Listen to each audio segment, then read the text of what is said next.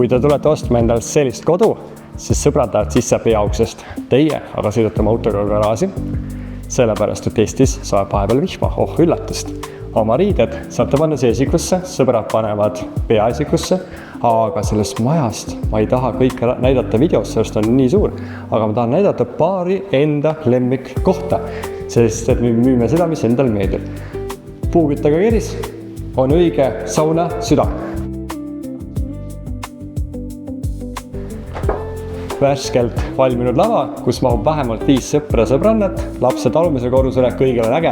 Aga iga kodu süda pidi olema köök. Ma näitan, mis on selle kodu süda õues.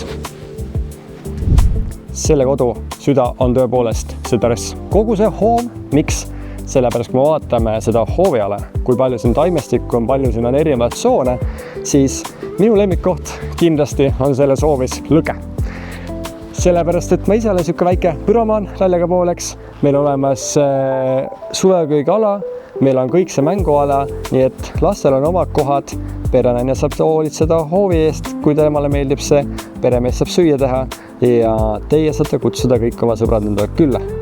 Vaadake üle pildid, lugege tekst, võtke ühendust ja ma loodan, et siit te leiate selle, mida te olete otsinud.